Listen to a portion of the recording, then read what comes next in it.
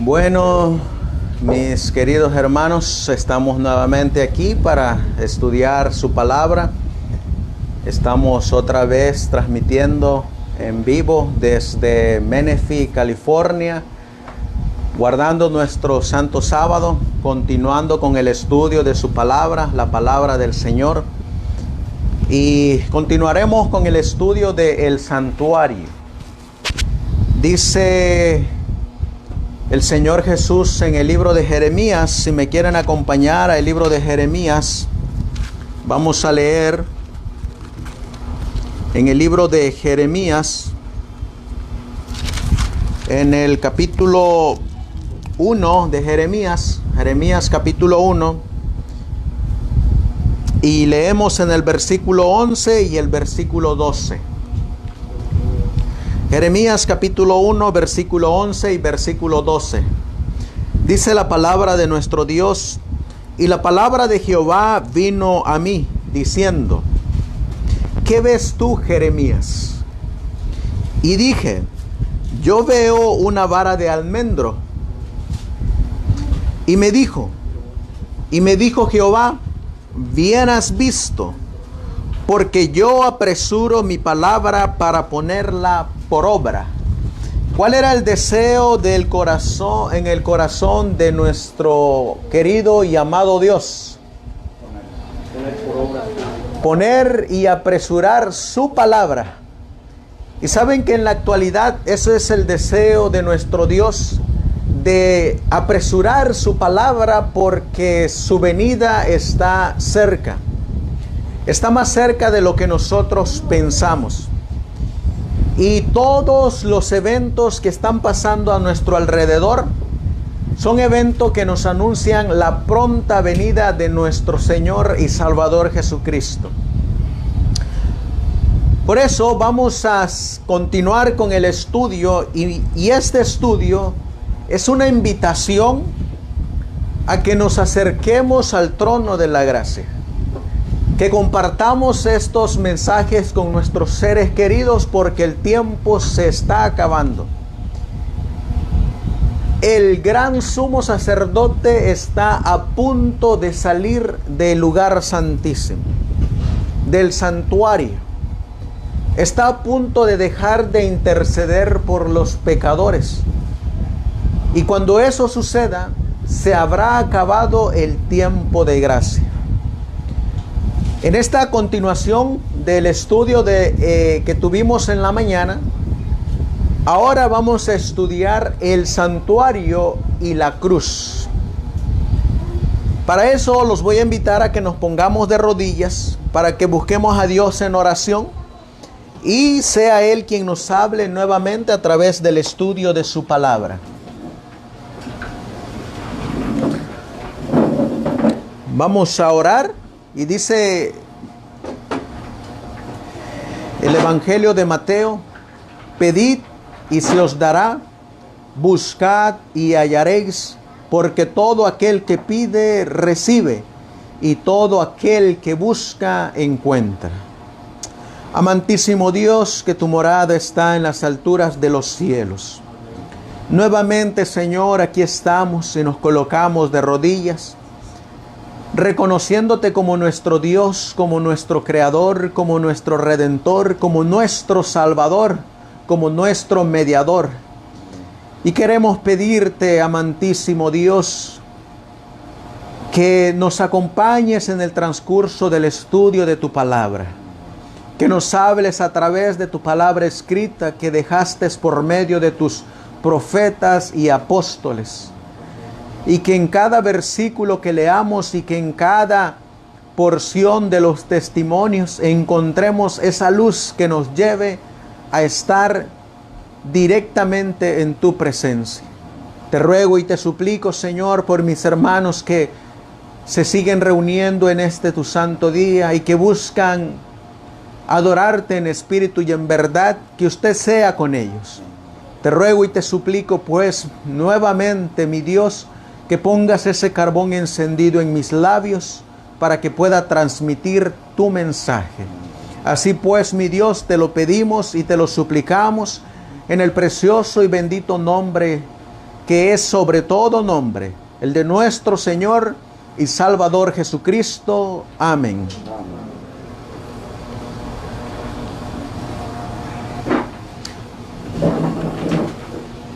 Vamos a iniciar nuestro estudio del santuario y la cruz con una cita del conflicto de los siglos, donde vamos a mirar nosotros, ustedes miran ahí el santuario en la pantalla, este es el santuario, y miren el trazo de la cruz en ese santuario.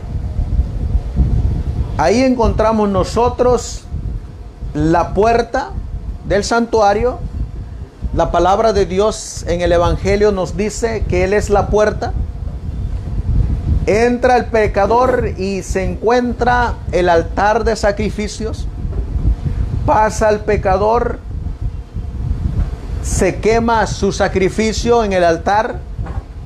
Posteriormente el sacerdote se lavaba las manos y los pies en la fuente o el lavacro, que es la parte de el atrio del santuario, e inmediatamente entraba el sacerdote o el sumo sacerdote al lugar santo, y una vez al año el sumo sacerdote entraba y llegaba hasta el lugar santísimo.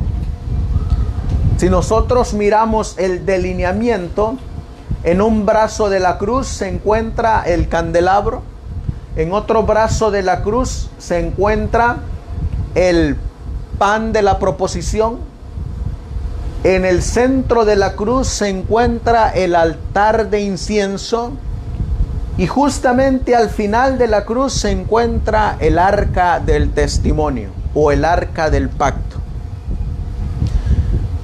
Esta cita del conflicto de los siglos dice así, que viene en la página 476. La luz del santuario iluminaba el pasado, el presente y el futuro. Así que la luz del santuario, ¿qué es lo que ilumina? El pasado, el presente y el futuro. Para el estudio de el santuario y la cruz, vamos a utilizar como referencia este libro que ustedes miran en su pantalla. Este libro se llama La Cruz y su Sombra. Y este libro fue escrito por el pastor y pionero Steven Nelson Haskell. Les cuento una referencia del pastor Steven Nelson Haskell. El pastor Haskell es el autor también del libro La historia de Daniel el profeta. Y también él tiene otro libro que se llama La historia de el vidente de Patmos. Hay otro libro que él tiene que es muy bueno también, que se llama El Manual Bíblico, por el pastor Steven Nelson Haskell. Un servidor ha tomado este libro para el tema que vamos a presentar en esta tarde, que va titulado El Santuario y la Cruz. Les cuento una anécdota de este pastor que a mí me llamó la atención, y es que el pastor Steven Nelson Haskell tuvo su esposa, pero su esposa falleció. Cuando su esposa falleció, él tenía alrededor de unos 56 años. Para ese entonces, cuando él tenía unos 56 años, había alguien más que también había perdido a su esposo. ¿Saben quién había perdido a su esposo también, que era una de las pioneras? Era la profeta y mensajera del Señor Elena G. de White.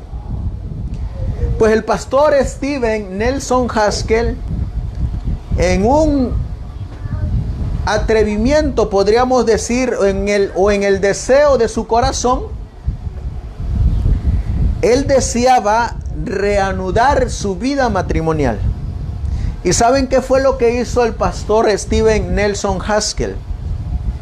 Cuando el pastor Steven perdió a su esposa, hubo una mujer que lo animaba mucho, y le mandaba cartas dándole ánimos al pastor Steven, le mandaba cartas continuamente dándole ánimos. Pues en una de esas cartas, el pastor Steven decide proponerle a la profeta del Señor que se casara con él. El pastor Steven le propuso a la profeta del Señor, a la mensajera del Señor, que se casara con él. La mensajera del Señor dijo que no, porque ella quería dejar intactos los libros del espíritu de profecía, con el apellido de su esposo, James White, Elena White, y no quería hacer ninguna modificación en ninguno de los escritos, y especialmente porque ella sintió su deber de entregarle los últimos años a la obra de Dios. Así que este escritor, que es uno de los pioneros, Steven Nelson Haskell, escribió este libro que se llama La Cruz y su Sombra. En la introducción de este libro aparece esta imagen que me llamó a mí mucho la atención. Esta es la introducción del libro. Y ustedes miran ahí en la introducción, dice la cruz y su sombra. Y aquí nosotros miramos la cruz, pero la cruz viene de atrás, de adelante hacia atrás a nuestro tiempo. Por eso dice que el santuario revela el pasado, el presente y el futuro. Aquí nosotros encontramos la cruz donde fue clavado nuestro Señor Jesucristo, que representa el altar de sacrificio. Pero la cruz viene en retorno para atrás hasta llegar a la puerta del Edén, de donde fueron expulsados Adán y Eva. En la entrada del Edén, en las puertas, aquí en este lugar, ustedes miran, si se alcanza a mirar, aquí está un ángel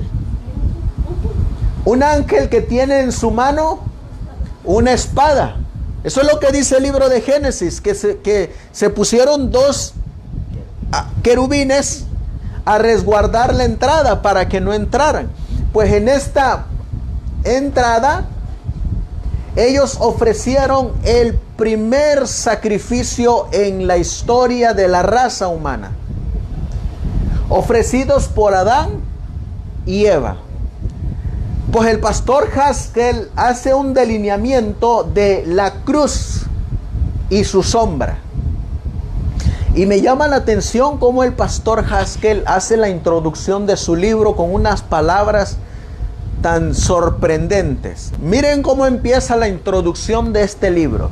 Dice así: en el gobierno de Dios, la ley es la base sobre la cual todo está hecho para descansar. La ley es el fundamento del trono de Dios. La ley es estabilidad de su gobierno y carácter y la expresión de su amor y sabiduría. La desobediencia de esta ley causó la caída de Satanás. Así que ¿dónde estaba la ley? En el cielo. Y cuando Satanás decidió desobedecer esa ley, fue arrojado a la tierra. Miren lo que sigue diciendo. La desobediencia de esta ley causó la caída de Satanás.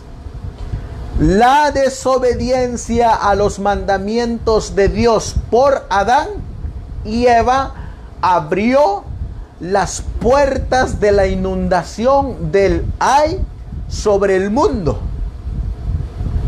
y hundió a toda la familia humana en una oscuridad impenetrable. Así que, ¿qué es lo que trae el pecado? Oscuridad. Eso es lo que trae el pecado.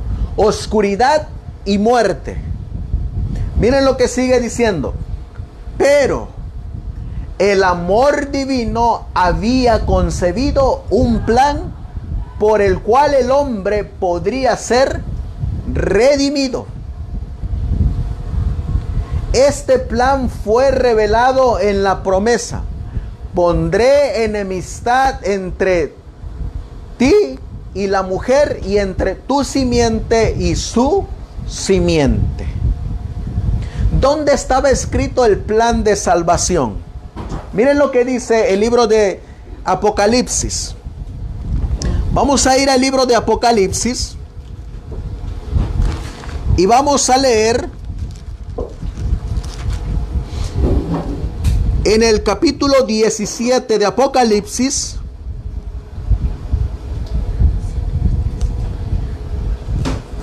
Apocalipsis capítulo 17.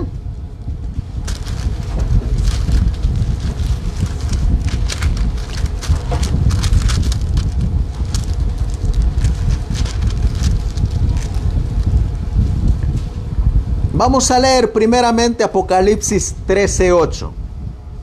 Apocalipsis 13:8. Y miren lo que dice Apocalipsis 13:8. Hablando acerca de la bestia, pero nos vamos a centrar en el segundo párrafo. Dice: y le adorarán todos los moradores de la tierra, cuyos nombres no están escritos en el libro de la vida del Cordero. Y ahora miren el párrafo que sigue a continuación. El cual, ¿cómo dice la Biblia? Fue inmolado, ¿desde cuándo? Desde la fundación del mundo.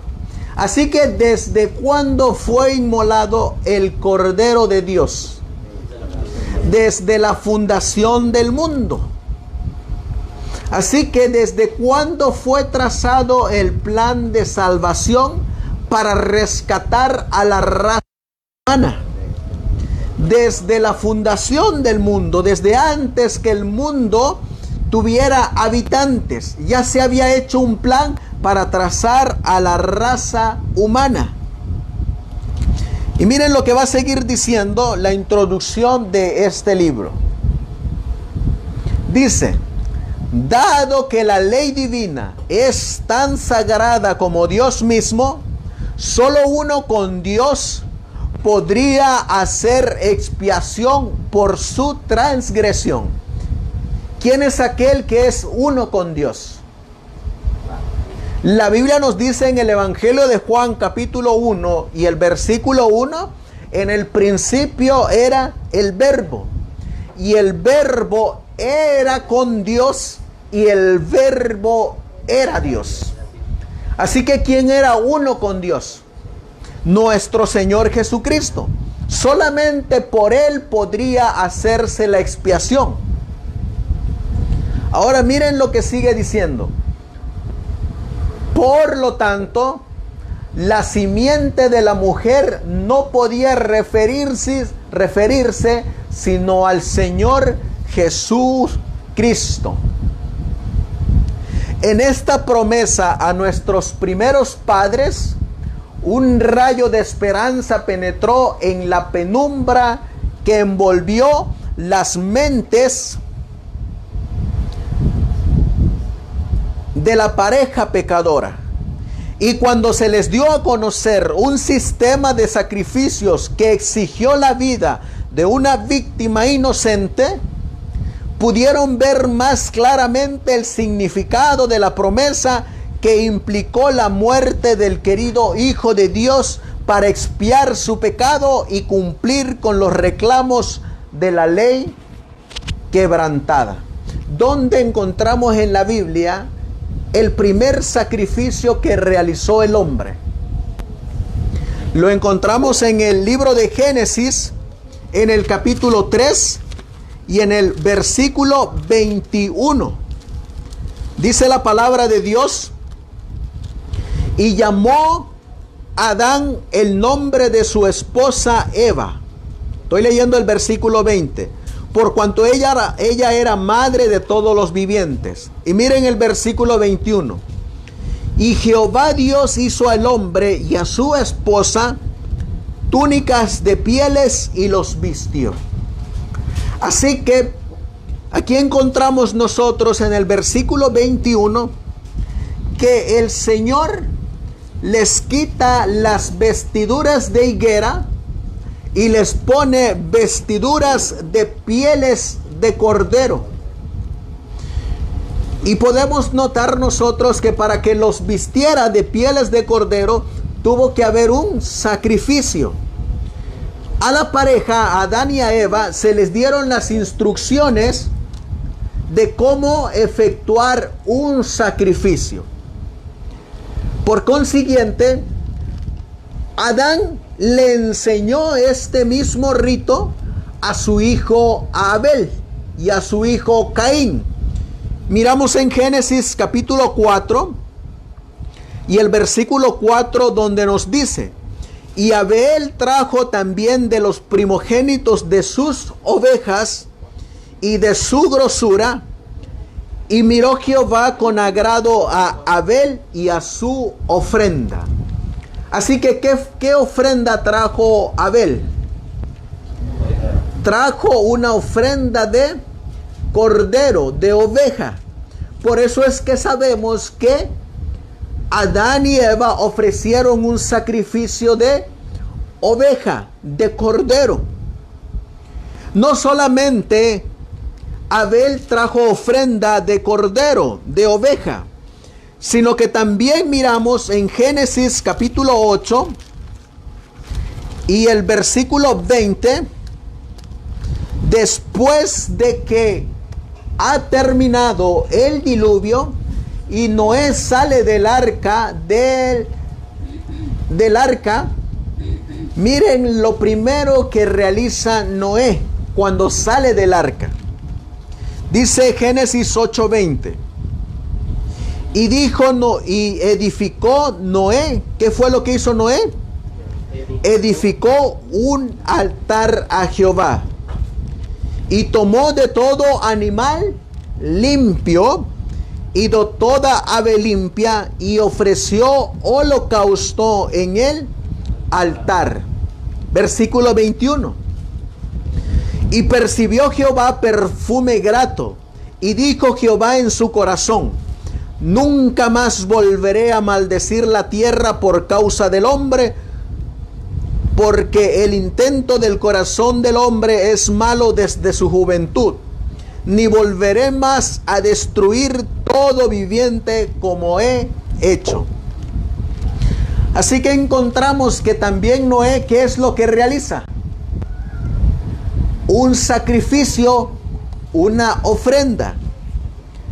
¿Quién más realiza un sacrificio y una ofrenda? En Génesis capítulo 15 vamos a encontrar nosotros, Génesis capítulo 15, alguien más que realiza una ofrenda, un sacrificio. Y vamos a encontrar que fue Abraham también quien realizó un sacrificio. Y miren lo que dice la palabra de Dios. Génesis capítulo 15 y el versículo 8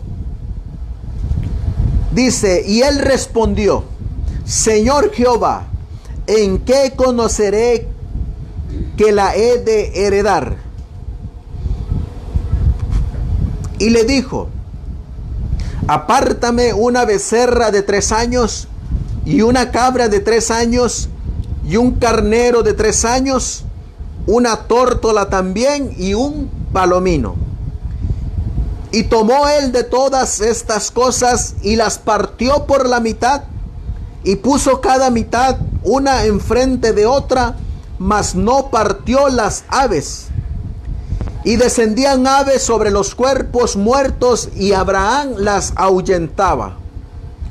Mas a la caída del sol sobrecogió, dice la Biblia, sobrecogió sueño Abraham, y he aquí que el pavor de una gran oscuridad cayó sobre él.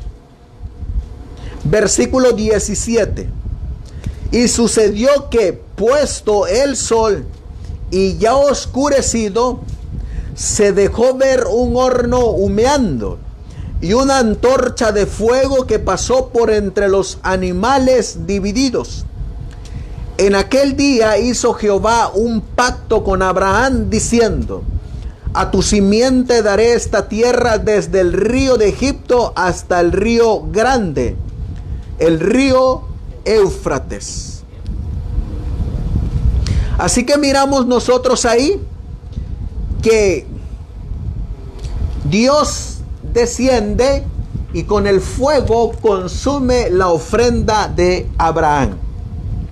Ahora miren lo que va a ocurrir. Estamos mirando la introducción de este libro del pastor Steven Nelson Haskell. Y miren cómo va a seguir él analizando el tema del santuario y la cruz. Sigue él diciendo: a través de este sistema de sacrificios, la sombra de la cruz se remonta al principio y se convirtió en una estrella de esperanza, iluminando la oscuridad y el terrible futuro y liberándolo de su absoluta desolación. Y miren lo que dice. Esto es lo que me llama a mí la atención. Dice aquí: fue el reflejo de la cruz lo que volvió la fe a los antediluvianos. ¿Qué era lo que tenían los antediluvianos? Fe. Pero ¿qué miramos nosotros en la mañana que es la fe? La palabra de Dios. ¿Y qué había dicho Dios? Dijo que iba a venir su hijo y que iba a morir por la raza caída en la cruz del Calvario. ¿Y esa palabra se cumplió o no se cumplió? Se cumplió la palabra de Dios. Por eso cuando ellos miraban y recordaban esas palabras, ellos tenían seguridad en esa palabra. Tenían fe en la palabra, de que esa palabra se iba a cumplir. Ahora, nosotros estamos esperando el evento más grande en toda la historia. ¿Cuál es el evento más grande en toda la historia que estamos esperando? La segunda venida de nuestro Señor Jesucristo. Pero ¿saben ustedes que también hay otro evento tan grande como ese? Que es cuando el sumo sacerdote salga del lugar santísimo. Ese es un evento tan grande porque se habrá decidido el destino de cada alma en este mundo.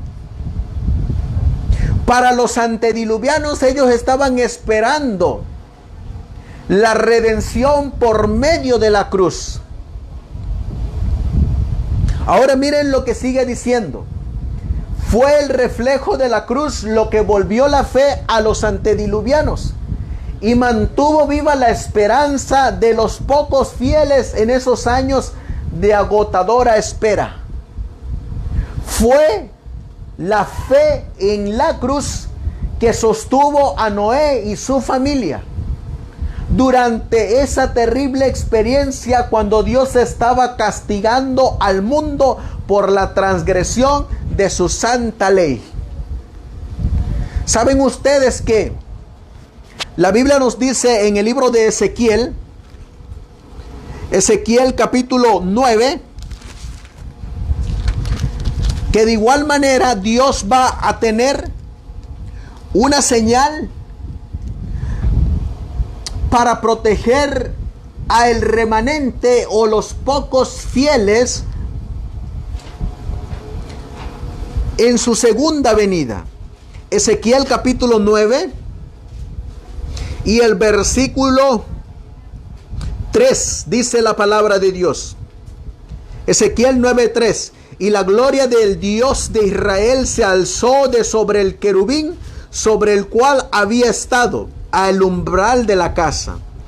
Y Jehová llamó al varón vestido de lino, que tenía a su cintura el tintero de escribano. Y le dijo Jehová: pasa por medio de la ciudad, por medio de Jerusalén, y pone una señal en la frente a los hombres que gimen y que claman a causa de todas las abominaciones que se hacen en medio de ella. Y a los otros dijo a mis oídos: pasad por la ciudad en pos de él y herid, no perdone vuestro ojo ni tengáis misericordia. Matad viejos, jóvenes y vírgenes, niños y mujeres, hasta que no quede ninguno. Mas a todo aquel, dice la palabra de Dios, sobre el cual hubiere señal, ¿qué dice la Biblia? No llegaréis, y habéis de comenzar desde mi santuario. Comenzaron pues desde los varones ancianos que estaban delante del templo. Ahí miramos nosotros que el remanente va a tener una señal. En la época de los antediluvianos, ¿en dónde estaba puesta su esperanza?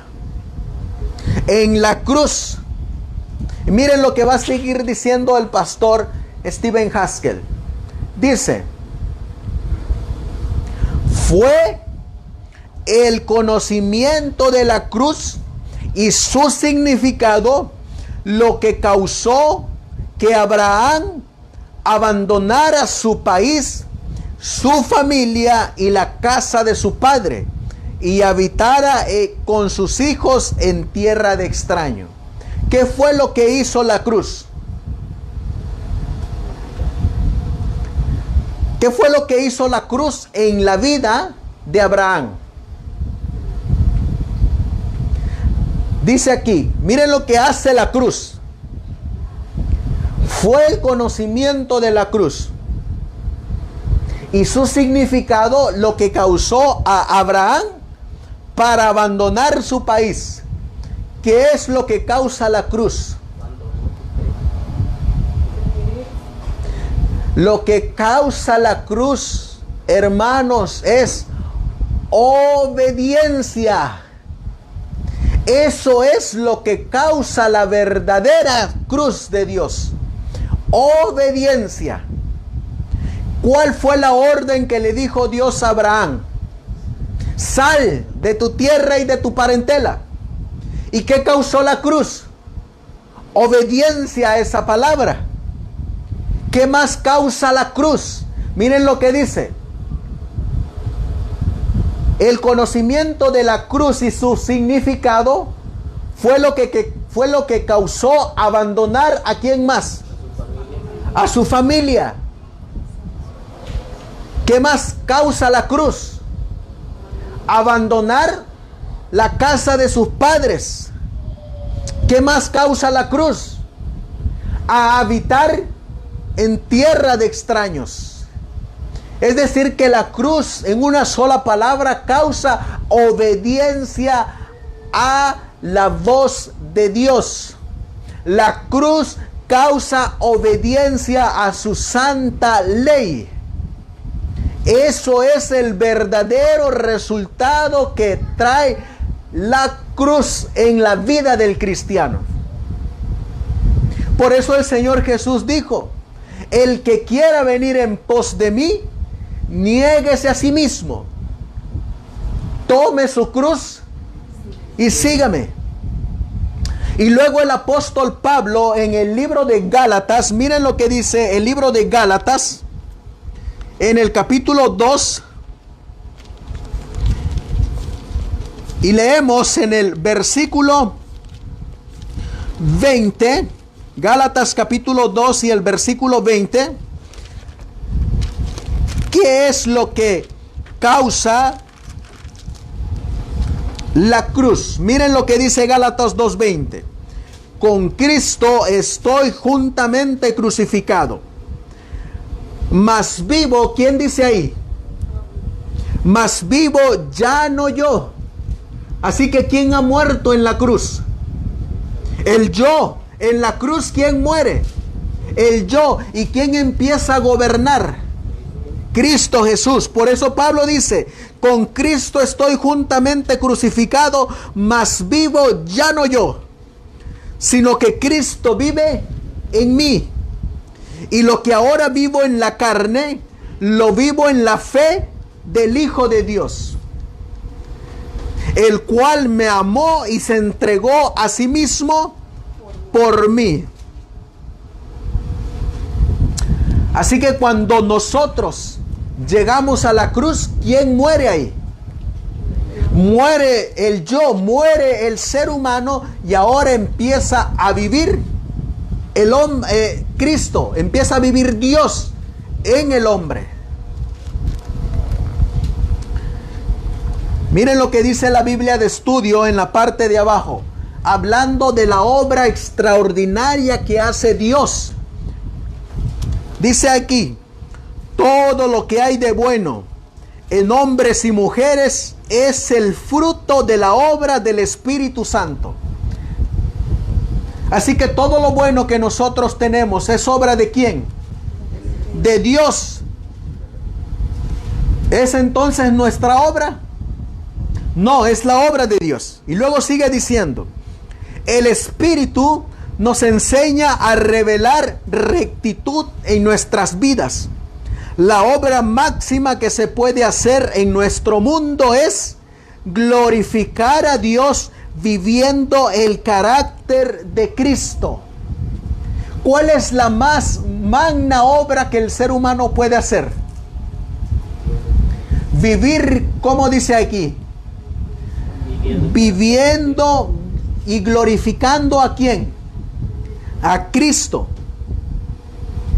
Y dice aquí, la obra máxima que se puede hacer en nuestro mundo es glorificar a Dios viviendo el carácter de Cristo. ¿Y cuál es la siguiente frase que sigue ahí? ¿Cómo dice ahí? Dios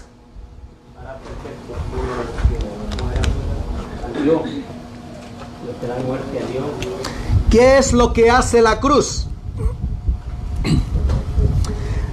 La cruz hace perfecto al hombre caído por medio de la redención. Miren lo que dice en la Biblia de estudio. Dios hará perfectos solo ¿a quiénes?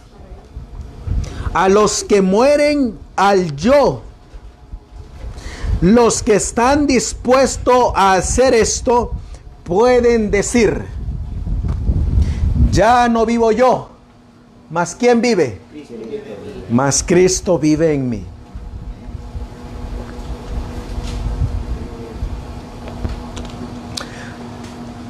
Así que, ¿cuál es la obra máxima que hace el Espíritu Santo? ¿Cuál es la obra máxima que hace la cruz? La obra máxima que hace la cruz es hacer perfecto al hombre. Esa es la obra máxima que hace Dios. Por eso miren lo que sigue diciendo aquí. Miren lo que sigue diciendo. Está escrito de él, de Abraham. Él creyó en el Señor y le fue contado por justicia. En la visión profética, a Moisés se le permitió ver la cruz de Cristo y comprender más plenamente el significado de la serpiente de bronce que había levantado en el desierto para la curación de la gente. Fue esta opinión la que eliminó el aguijón del castigo por su propio pecado y lo reconcilió con el decreto de que debe morir en el monte y reunidos con su pueblo.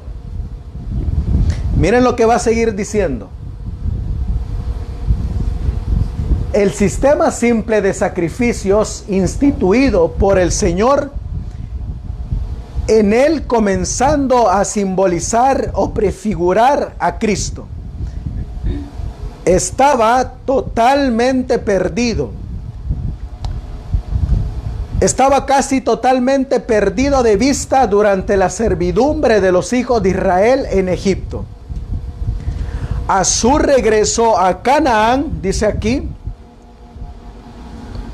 Moisés, por dirección divina, dio a ellos un sistema más elaborado, designado en las Escrituras como el santuario y sus servicios.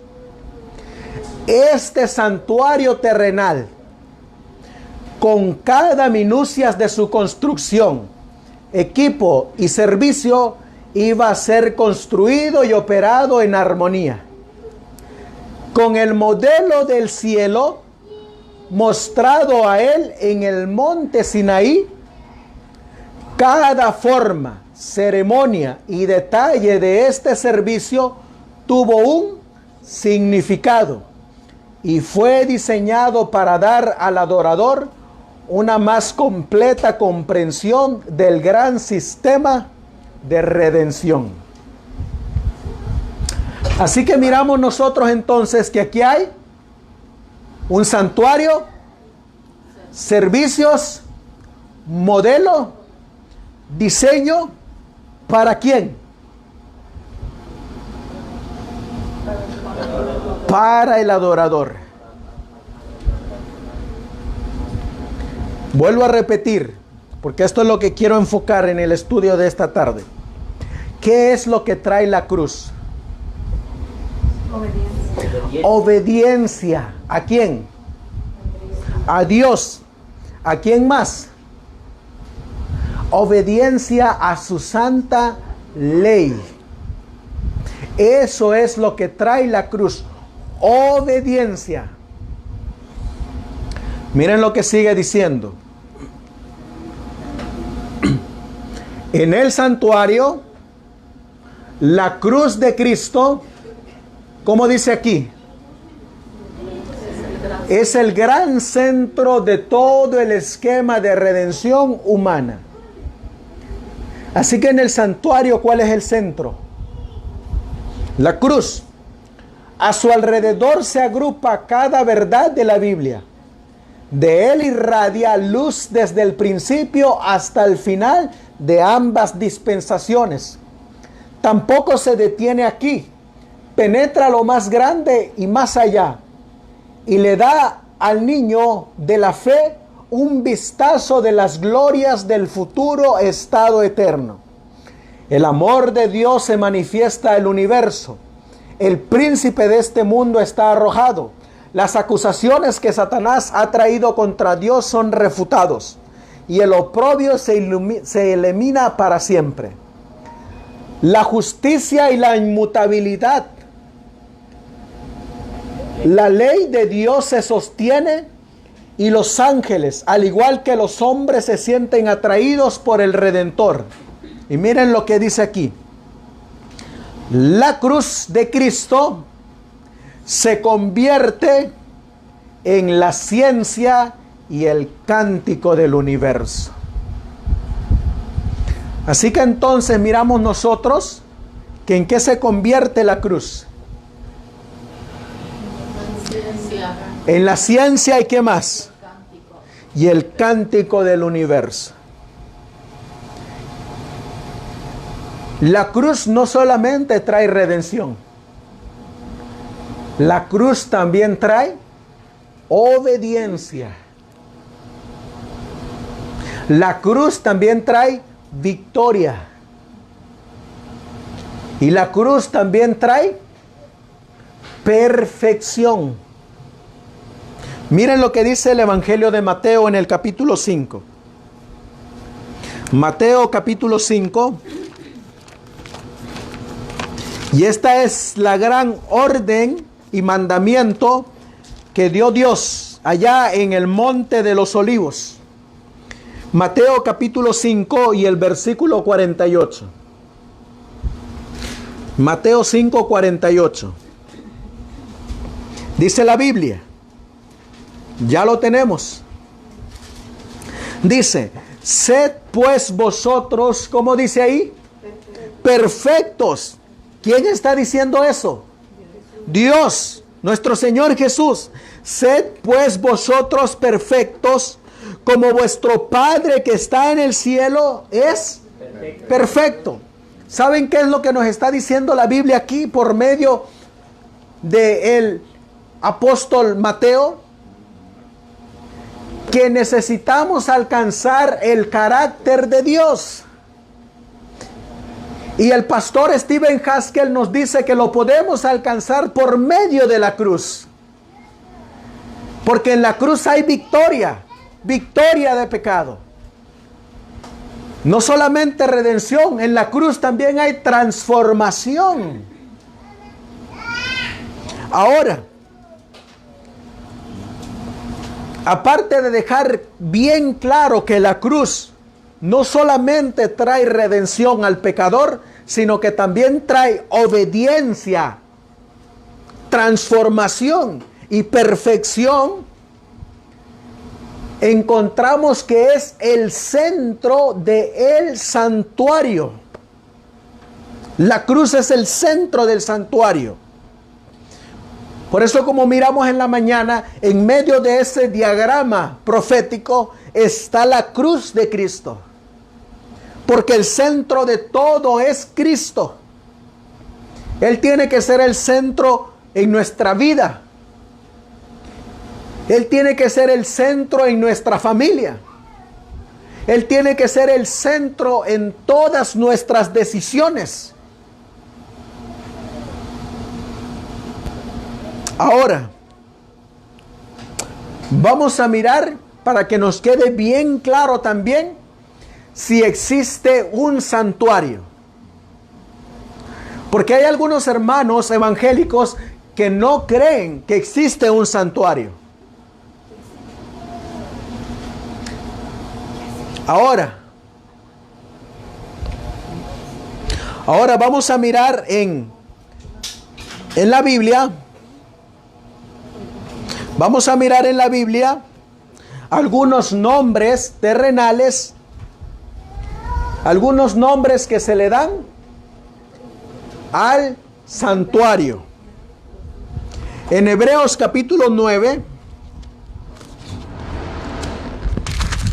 Hebreos capítulo 9, miren cómo le llama la Biblia. Hebreos capítulo 9 y el versículo 1. Para mirar si hay un santuario. Dice, ahora bien, el primer pacto tenía en verdad ordenanzas de servicios a Dios. Hebreos 9:1. ¿Y qué más dice ahí? ¿Qué tenía el primer pacto? Un santuario terrenal. En el versículo 8, a este santuario terrenal también se le conoce como tabernáculo. Miren lo que dice ahora Hebreos 9:8. Dando en esto a entender el Espíritu Santo que aún no estaba descubierto el camino al lugar santísimo, entre tanto que el primer tabernáculo estuviese en pie. Así que, ¿con qué otro nombre se le conoce al santuario?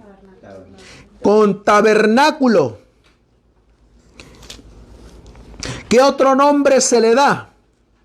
En Hebreos 9:9 dice, lo cual era figura de aquel tiempo presente, en el cual se presentaban ofrendas y sacrificios que no podían hacer perfecto en cuanto a la conciencia al que servía con ellos. ¿Qué otro nombre se le da? Figura. Se le da el nombre de figura. ¿Qué otro nombre se le da al santuario? En el versículo 23, Hebreos 9:23. Fue pues necesario que las figuras de las cosas celestiales fuesen purificadas con estas cosas, pero las cosas celestiales mismas con mejores sacrificios que estos. ¿Qué nombre se le da al santuario? Figuras del celestial. En el capítulo 10, versículo 1, miren qué nombre se le da al santuario. Porque la ley, teniendo la sombra de los bienes venideros, no la imagen misma de las cosas, nunca puede por los mismos sacrificios que se ofrecen continuamente cada año hacer perfecto a los que se acercan. ¿Qué nombre se le da al santuario aquí? Se le dan la imagen, no la imagen misma de las cosas. ¿Qué otro nombre se le da al santuario? Hebreos 9:24. Porque no entró Cristo en el santuario hecho de mano, figura del verdadero, sino en el mismo cielo, para presentarse ahora por nosotros en la presencia de Dios. ¿Qué nombre se le da al santuario terrenal? Se le da figura del verdadero. Ahora, vamos a ir a el libro de Segunda de Crónicas, capítulo 6. Segunda de Crónicas, capítulo 6 y el versículo 39. En Segunda de Crónicas 6:39, miren qué nombre se le da al santuario ahora, al santuario celestial. Segunda de Crónicas 6:39. Entonces escucha desde los cielos, desde el lugar de tu morada, su oración y su ruego, y ampara su causa, y perdona a tu pueblo que pecó contra ti. En Segunda de Crónicas 6:39, ¿qué nombre se le da al santuario? Se le da el lugar de su morada. En el libro de los Salmos, en el capítulo 48, Salmos capítulo 48, miren qué nombre se le da al santuario celestial. Salmos 48 y el versículo 3. Dice la palabra de Dios: Dios en sus palacios es conocido por refugio. ¿Qué nombre se le da al santuario celestial? Se le da el nombre de palacios. En el capítulo 11, Salmos capítulo 11, vamos a mirar qué otro nombre se le da al santuario celestial. Salmos capítulo 11 y el versículo 4. Miren lo que dice la palabra de Dios. Jehová está en su santo templo. El trono de Jehová está en el cielo. Sus ojos ven, sus párpados examinan a los hijos de los hombres. Así que, ¿qué nombre se le da en Salmos 11:4 al santuario celestial? Su santo templo. Miren qué nombre se le da al santuario celestial en Apocalipsis capítulo 11 y el versículo 19. Apocalipsis 11:19 nos va a decir qué otro nombre se le da al santuario celestial. Y el templo de Dios fue abierto en el cielo, y el arca de su pacto fue vista en su templo. Y hubo relámpagos y voces y truenos y un terremoto y grande granizo. Así que, ¿qué nombre se le da al santuario celestial en Apocalipsis 11:19?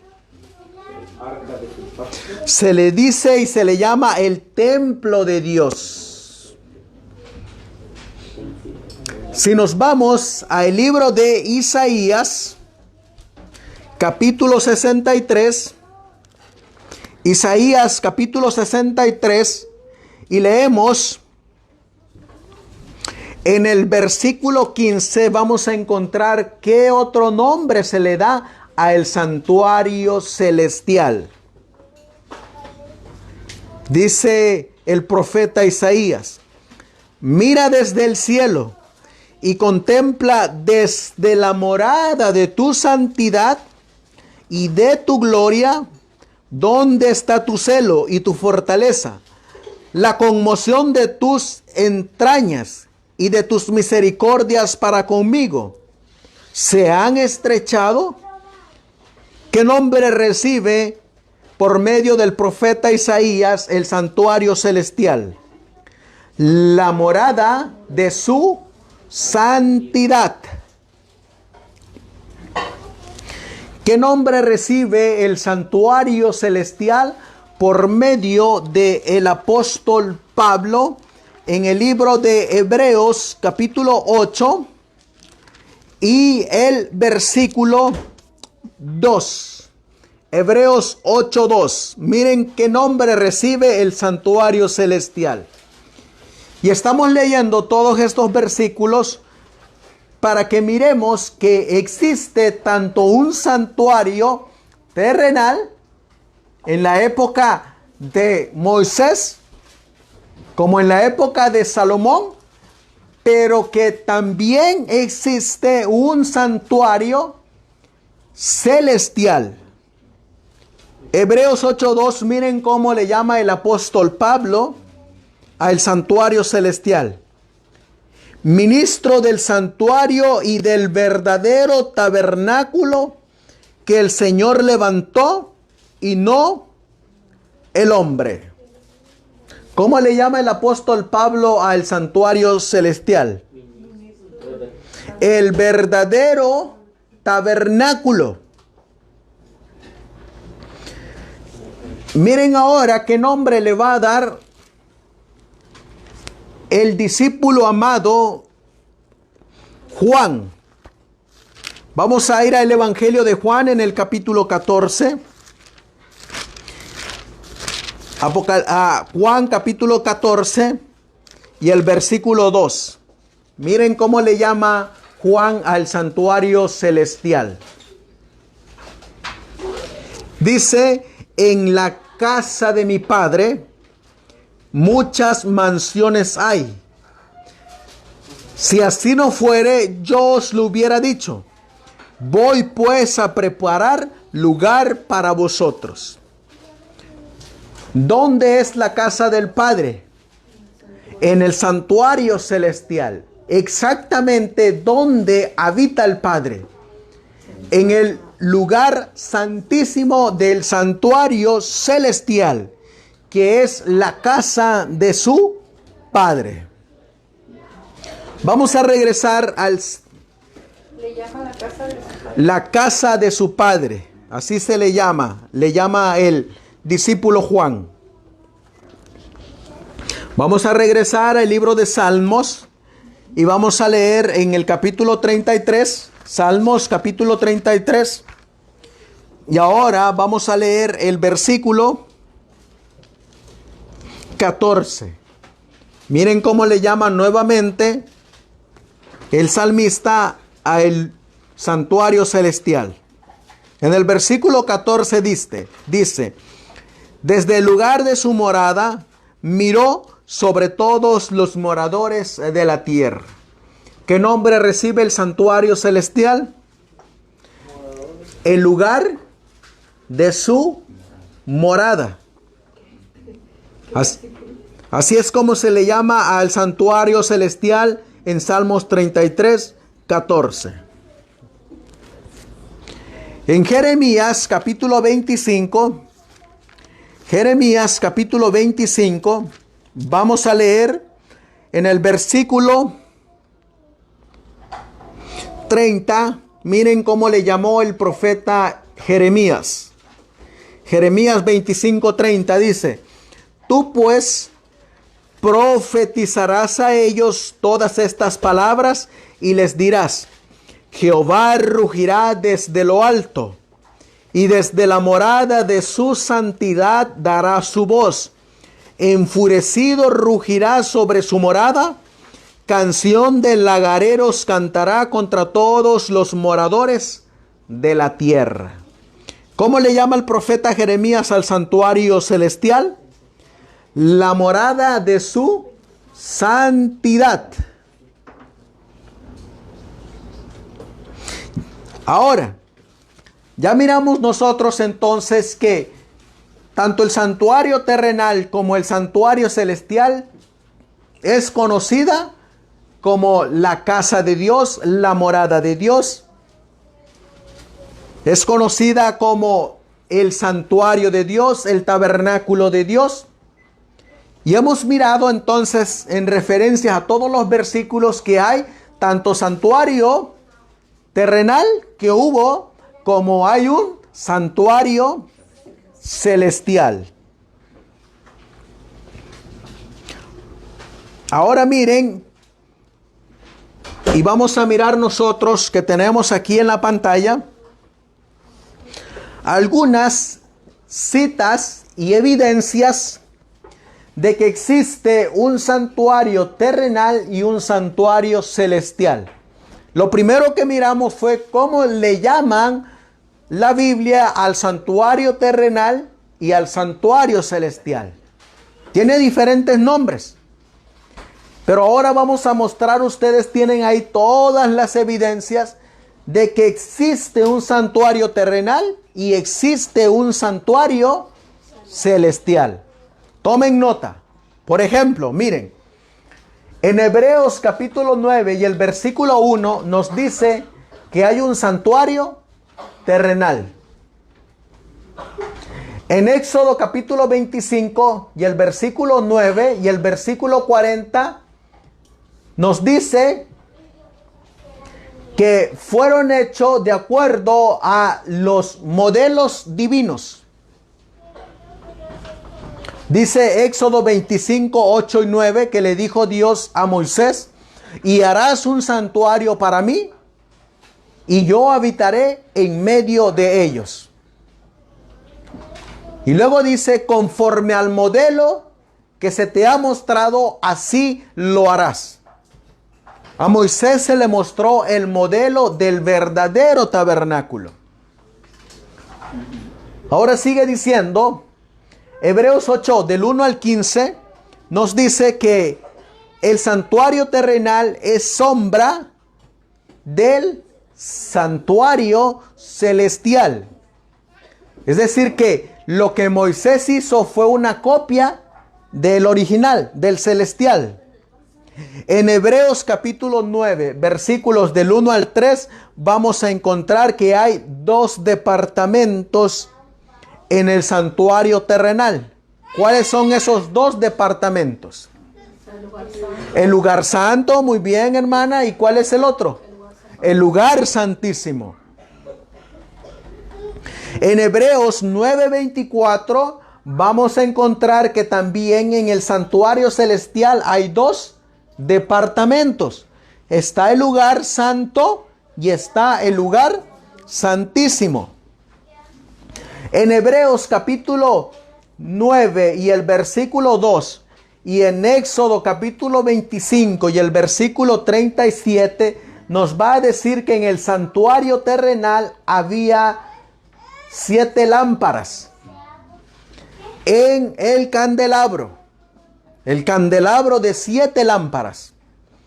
Y la Biblia nos va a decir en Apocalipsis capítulo 4 y el versículo 5 que también en el santuario celestial hay un candelabro con 7 lámparas de fuego. En el santuario celestial.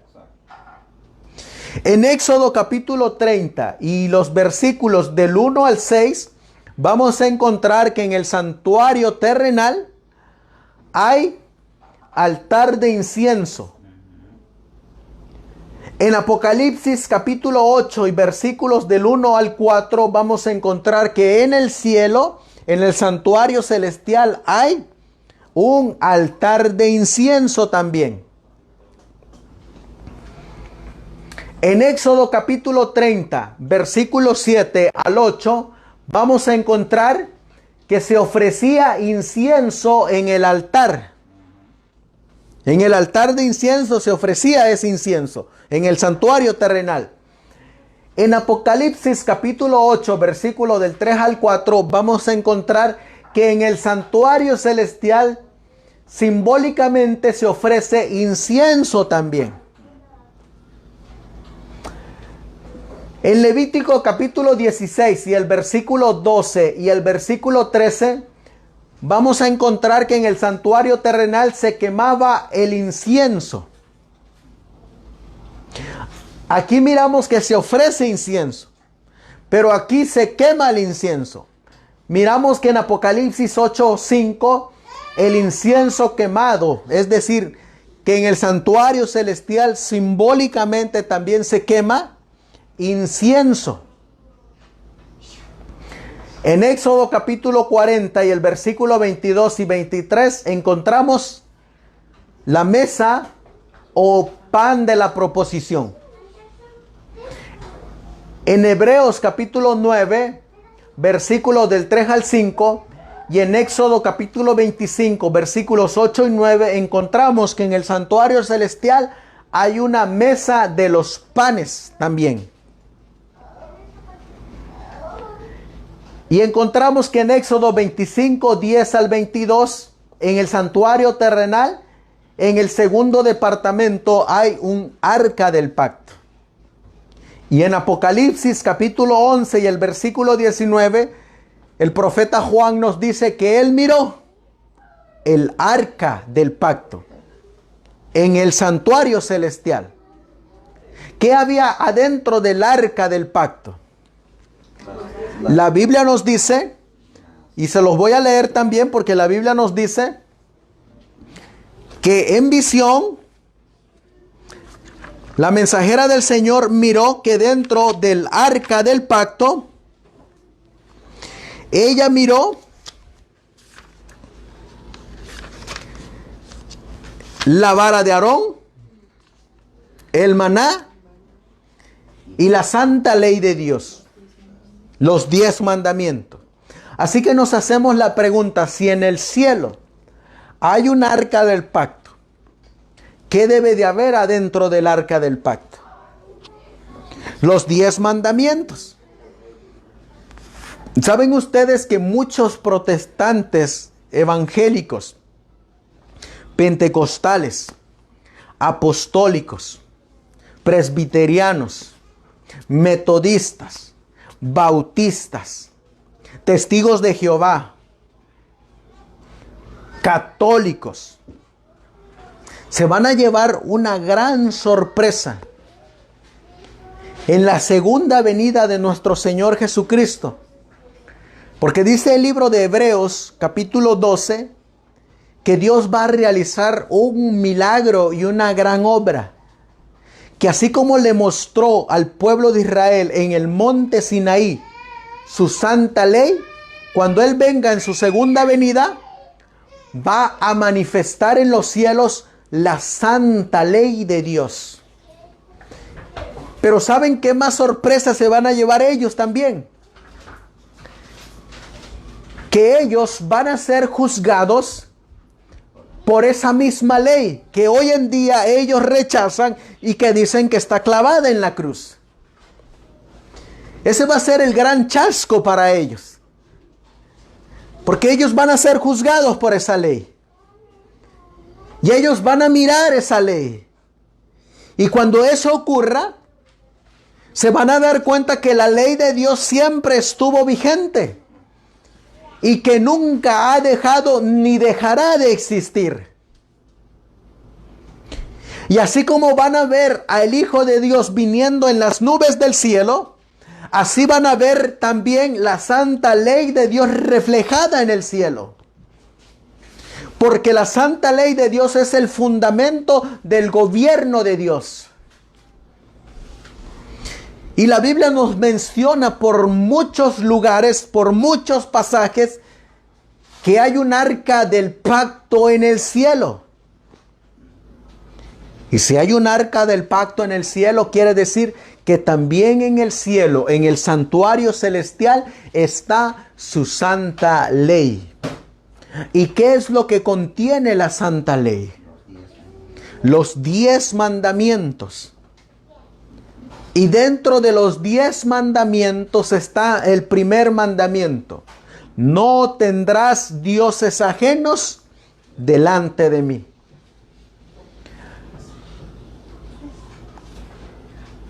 Ese es un mandamiento que va en contra aún de muchos adventistas de la actualidad. Porque muchos adventistas, dice la mensajera del Señor en el libro de Testimonios para Ministros, que ella estaba asombrada de lo que había hecho el pueblo de Dios. Y se los leo de la página 359 de Testimonios para Ministros. Y el primer mandamiento va en contra de muchos adventistas. Y miren lo que ella dice. No encuentro descanso de espíritu. ¿Cómo se sentía ella? Estaba abrumada, inquietada, no tenía paz. Dice, no encuentro descanso de espíritu. Una escena tras otra es presentada en símbolos delante de mí. Y no hallo descanso hasta que comienzo a escribir el asunto. Y miren lo que ella dice. En el centro de la obra las cosas están modeladas de tal suerte que toda otra institución sigue la misma conducta. Y la asociación general misma está corrompiéndose con equivocados sentimientos y principios. En la elaboración de planes se manifiestan los mismos principios que han gobernado las cosas en Battle Creek durante un buen tiempo. Y miren lo que sigue diciendo. Dice aquí, el poder despótico, en la página 361, el poder despótico que se ha desarrollado, como que si el cargo hubiera convertido a los hombres en dioses, me hace temer. Así que, ¿cómo miraba el pueblo de Dios a los dirigentes, a los líderes? Como dioses. ¿Y saben por qué es que los miran como dioses? Porque la palabra del pastor o del dirigente vale más que la palabra de Dios.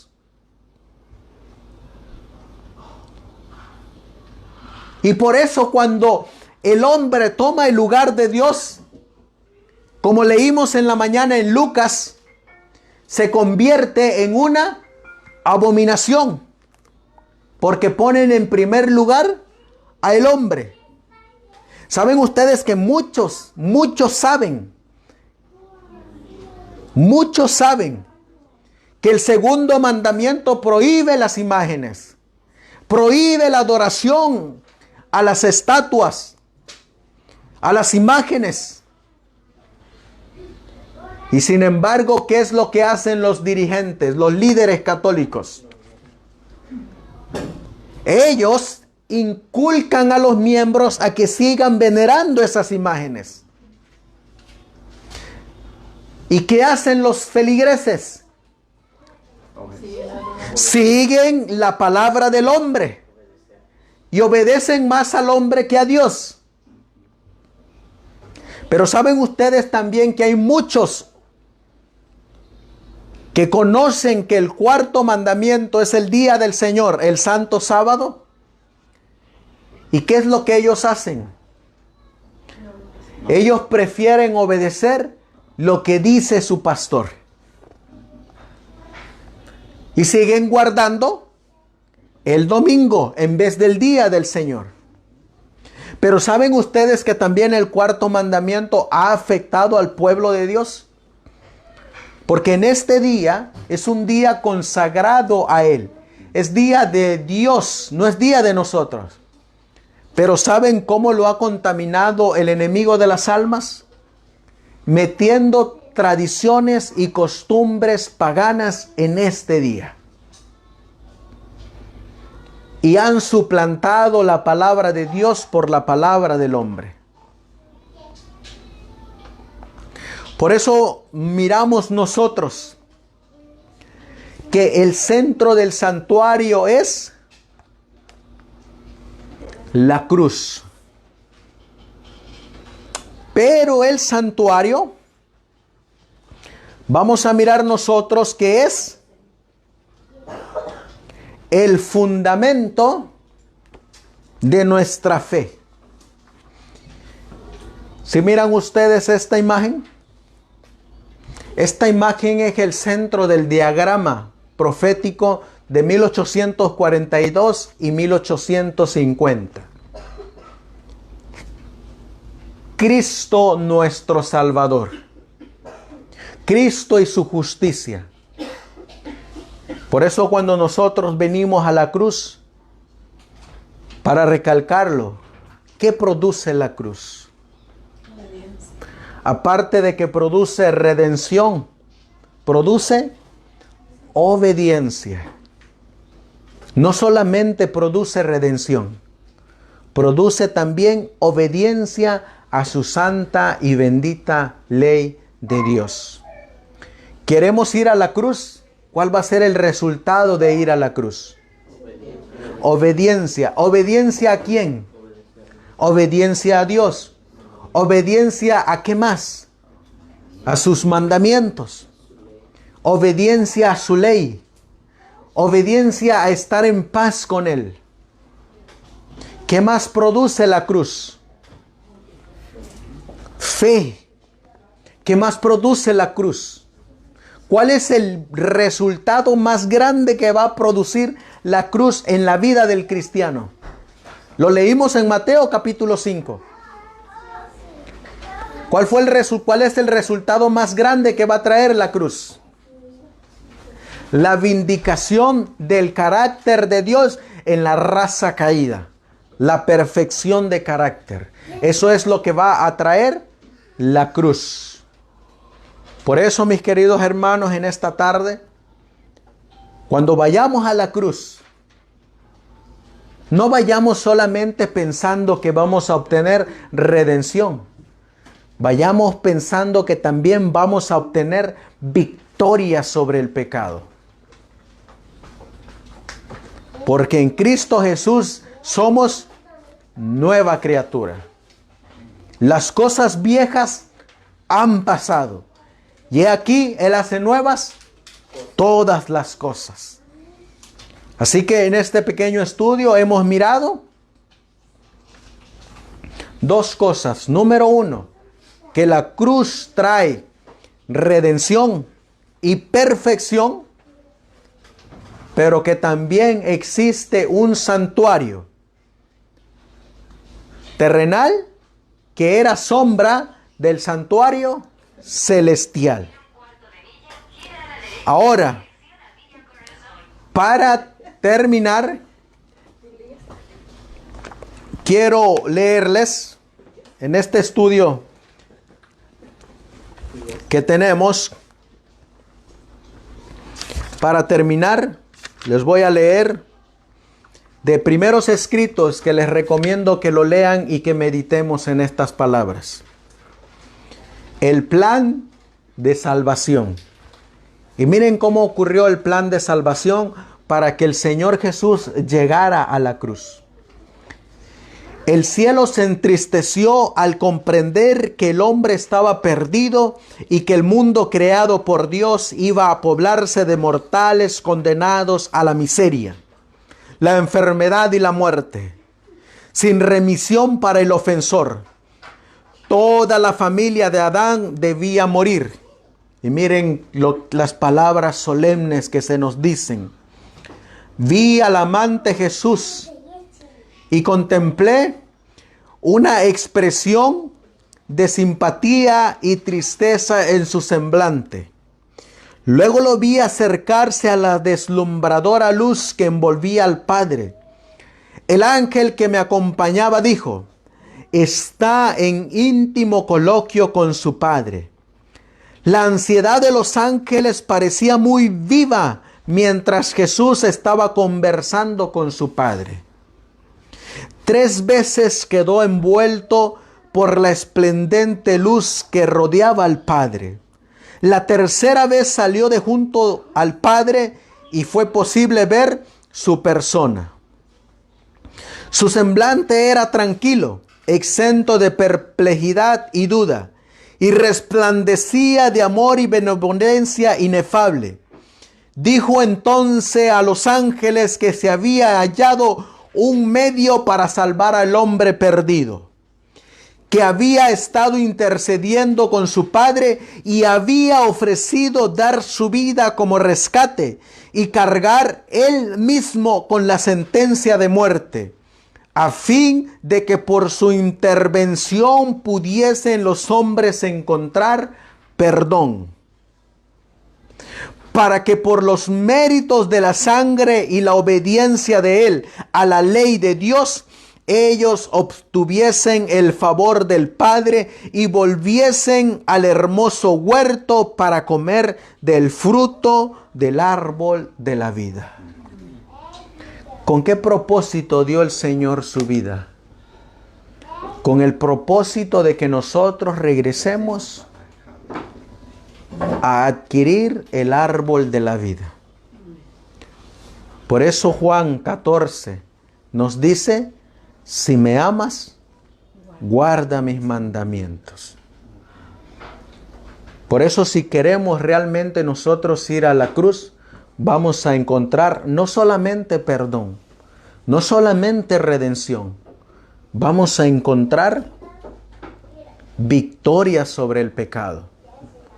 Vamos a encontrar santificación, no solamente justificación, sino santificación también, a fin de que el hombre llegue a ser santo como Él es santo.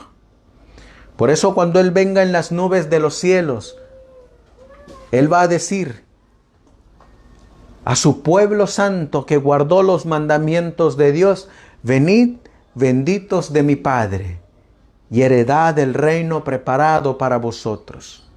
Por eso la Biblia le llama un remanente fiel y verdadero, que guarda los mandamientos de Dios y tienen la fe de Jesús. Por eso miren, y con este versículo terminamos. En el libro de Romanos, este es el poder de la palabra. El libro de Romanos nos dice en el capítulo 8, para los que han llegado a la cruz y han encontrado perdón, redención, pero también santificación. Romanos capítulo 8 y el versículo 1 dice: ahora pues, ninguna condenación hay para los que están en Cristo Jesús, los que no andan conforme a la carne, sino conforme al Espíritu. Porque la ley del Espíritu de vida en Cristo Jesús me ha librado de la ley del pecado y de la muerte. ¿Qué es lo que trae la cruz? Libertad de pecado y de muerte. Porque lo que era imposible para la ley, por cuanto era débil por la carne, Dios, enviando a su Hijo en semejanza de carne de pecado, y a causa del pecado condenó al pecado en la carne, para que la justicia de la ley se cumpla en nosotros, que no andamos conforme a la carne, sino conforme al Espíritu. Porque los que son de la carne, en las cosas de la carne piensan, pero los que son del Espíritu, en las cosas del Espíritu. Así que, ¿qué es lo que trae la cruz?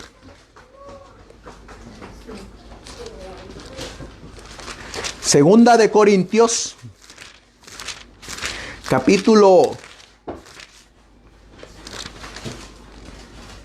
Segunda de Corintios,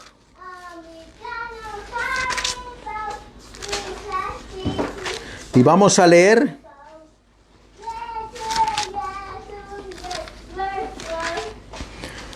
para terminar con este estudio que tuvimos en esta tarde.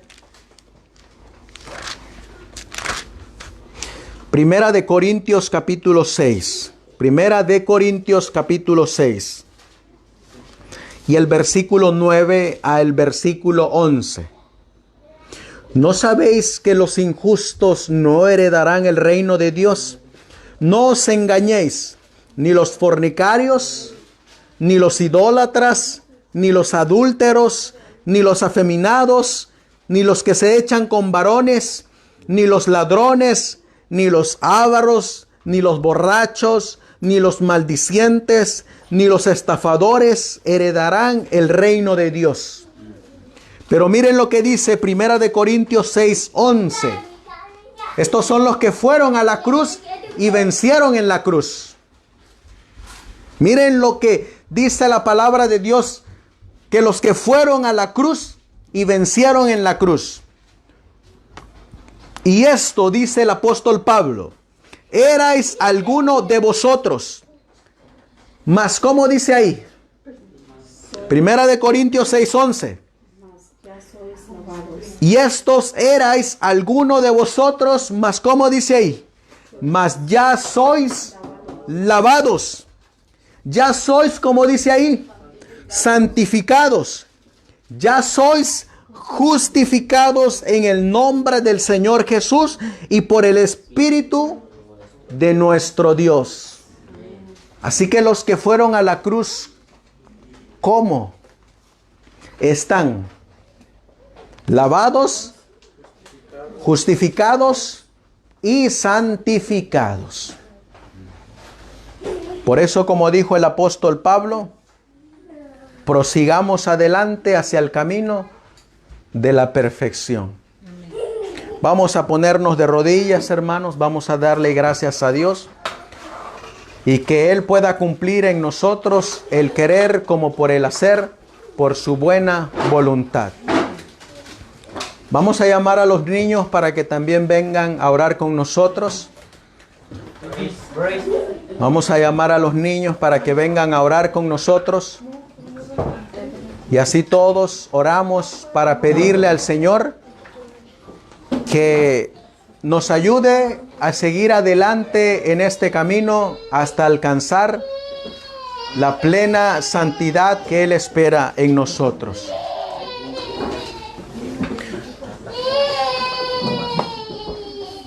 Vamos a ponernos de rodillas.